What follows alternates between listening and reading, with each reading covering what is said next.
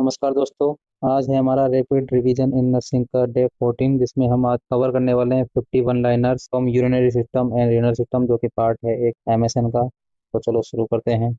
पहला पॉइंट है kidney filter blood to remove waste product and excess fluid. यानी कि जो किडनी होती है वो ब्लड को फिल्टर करती है एंड जो वेस्ट प्रोडक्ट होते हैं उनको रिमूव करती है, और ज़्यादा फ्लूइड होता है उसको भी रिमूव करती है। नेक्स्ट है nephron are the functional unit of the kidney. यानी कि किडनी की फंक्शनल यूनिट कौन सी होती है? नेफ्रॉन होती है। नेक्स्ट है जीएफआर यानी कि glomerular filtration rate is a की इंडिकेटर ऑफ किडनी फंक्शन। यानी कि किडनी सही से काम कर रही है या नहीं कर रही है, उसके लिए ग्लोमेरुलर फिल्ट्रेशन रेट चेक करते हैं। नेक्स्ट है normal GFR is approximately 90 to 120 ml per minute per 1.73 metre square. यानी कि जो मेनली देखा जाए तो 90 से 120 ml पर मिनट का जो जीएफआर होती है वो नॉर्मल होती है। नेक्स्ट है serum creatinine is a more specific indicator of kidney function than BUN. यानी कि जो हमारे शरीर का सीरम क्रिएटिनिन होता है वो मोर स्पेसिफिक होता है ब्लड यूरिया नाइट्रोजन से ज़्यादा। यानी कि किडनी सही से काम कर रही है या नहीं कर रही है। नेक्स्ट है ब्लड यूरिया नाइट्रोजन की नॉर्मल रेंज कितनी होती है?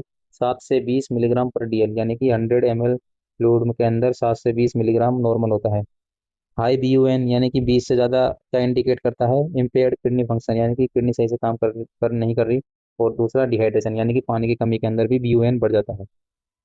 नेक्स्ट है क्रिएटिनिन। और क्रिएटिनिन की नॉर्मल वैल्यू क्या होती है? 0.6 से 1.2 मिलीग्राम पर डीएल एडल्ट के अंदर क्रिएटिनिन की नॉर्मल वैल्यू।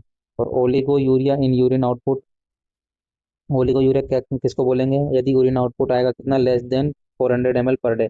यानी कि एक दिन के अंदर 400 ml से कम यूरिन अगर आउटपुट आया है तो ओलिगो यूरिया।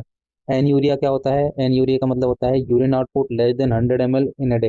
यानी कि एक दिन के अंदर 100 ml से भी कम अगर यूरिन आया है तो एन यूरिया होगा। पोली यूरिया का मतलब क्या है? पोली यूरिया का मतलब होता है एक्सेसिव यूरिन आउटपुट, यानी कि बहुत ज़्यादा यूरिन आ रहा है, नॉर्मल रेंज से बहुत ज़्यादा यूरिन आ रहा है। और ये ऑफन सीन, यानी कि ये मतलब कि नॉर्मली किस में देखा जाता है? डायबिटीज वाले पेशेंट के अंदर देखा जाता है, उनके अंदर बहुत ज़्यादा बाथरूम आता है। नेक्स्ट है urine analysis include test for protein. यानी कि प्रोटीन के टेस्ट यूरिन एनालिसिस के दौरान तो प्रोटीन के लिए टेस्ट करवाते हैं। दूसरा ग्लूकोज चेक करते हैं, कीटोन चेक करते हैं, डब्ल्यूबीसी चेक करते हैं, आरबीसी चेक करते हैं। यानी कि रूटीन यूरिन चेक में प्रोटीन, ग्लूकोज, कीटोन, डब्ल्यूबीसी और आरबीसी चेक की जाती है। Protein urea indicate kidney damage. यानी कि किडनी अगर डैमेज है तो आपके यूरिन में प्रोटीन आएगा।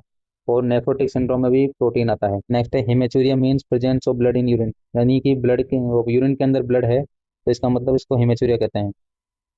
पायूरिया मींस प्रेजेंस ऑफ पस। यानी कि इन्फेक्शन के बाद जो पस बन जाती है वो अगर आपके यूरिन में है तो उसको पायूरिया कहेंगे।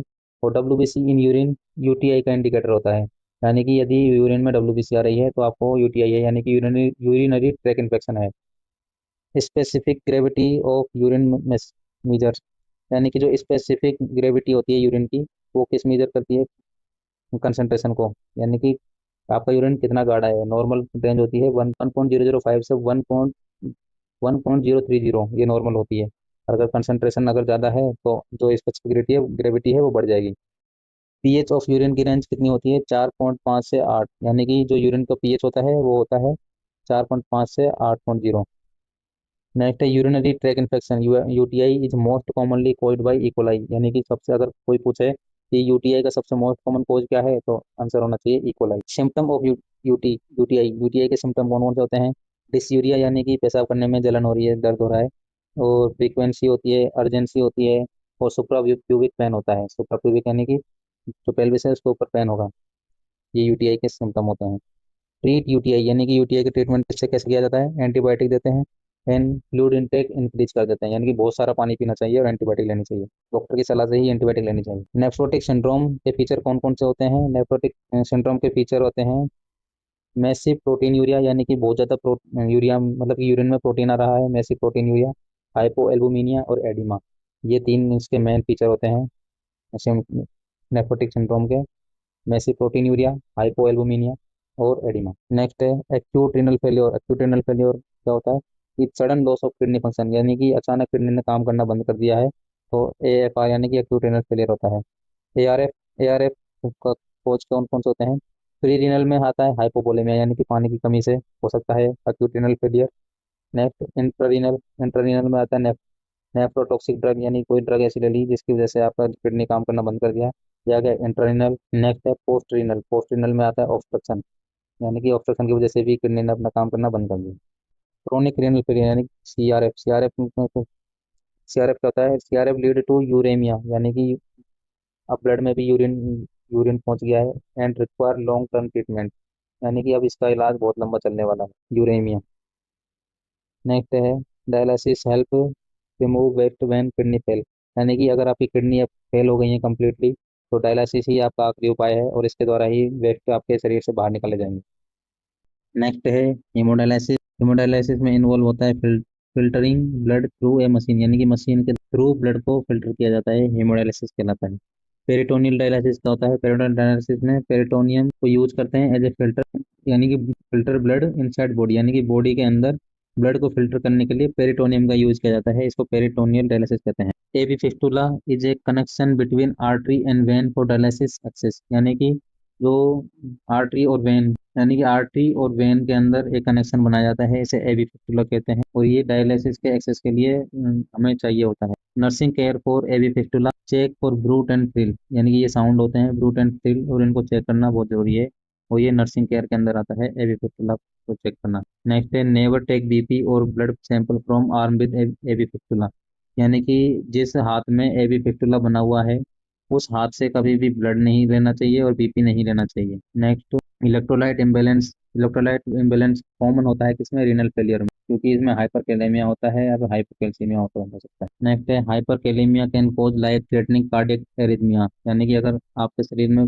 पोटेशियम बहुत ज़्यादा है, हाइपरकैलेमिया है, तो ये एक लाइफ थ्रेटनिंग कंडीशन हो सकती है और कार्डियक एरिथमिया हो सकता है। Next restrict potassium rich food, यानी अगर आपको लाइफ थ्रेटनिंग कंडीशन हाइपरकैलेमिया है, इलेक्ट्रोलाइट इम्बेलेंस है, तो आपको कभी भी बनाना नहीं खाना, ऑरेंज भी नहीं खाना है, पोटैटो भी नहीं खाना है।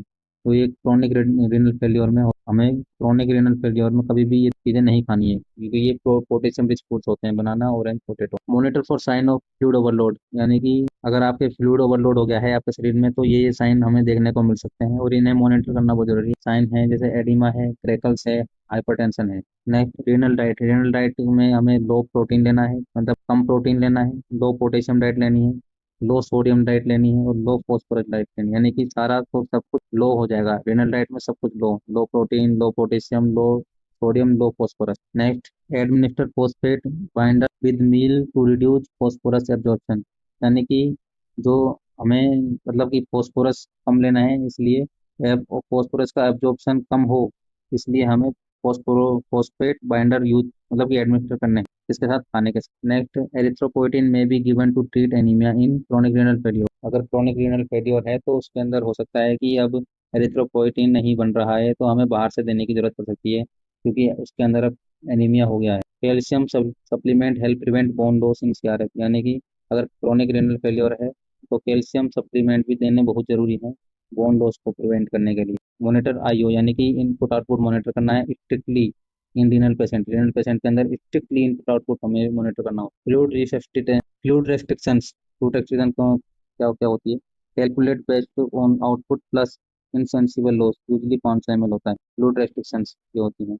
Educate patient about medication adherence and dietary restriction, यानी कि पेशेंट को हमें किस चीज़ के लिए एजुकेट करना है? पहला मेडिकेशन के लिए कि टाइम से मेडिकेशन लेनी है, उसे लेनी ही है, और सेकंड डाइटरी रेस्ट्रिक्शन, यानी कि उसे क्या क्या खाना है, क्या क्या नहीं खाना है, इस चीज़ के लिए उससे एजुकेट करना है। Assess for sign of uraemic frost in severe CRF, यानी कि यूरेमिक फ्रोस्ट हो सकता है पेशेंट को सीवियर CRF मतलब कि सीवियर क्रोनिक रीनल फेलियर में, तो उसके साइन हमें चेक करने हैं यूरेमिक फ्रोस्ट के। नेक्स्ट रीनल बायोप्सी कंफर्म करती है क्या डायग्नोसिस ऑफ ग्लोमेरुलोनेफ्राइटिस, यानी कि रीनल बायोप्सी से ही हम डायग्नोसिस कर सकते हैं glomerulonephritis. Next avoid nephrotoxic drug, यानी कि नेफ्रोटॉक्सिक ड्रग हमें अवॉइड करनी है, यानी कि NSAID और अमाइनो ग्लाइकोसाइड हमें नहीं खाना है, यानी कि किडनी के पेशेंट को ये नशेड्स यानी कि NSAID नहीं देना है और अमीनो ग्लाइकोसाइड नहीं देनी। KUB यानी किडनी यूरेटर और bladder. X-ray visualise urinary tract, यानी कि एक्सरे से हम KUB चेक करते हैं, KUB का एक्सरे करवाते हैं और यूरिनरी ट्रैक को चेक करते हैं।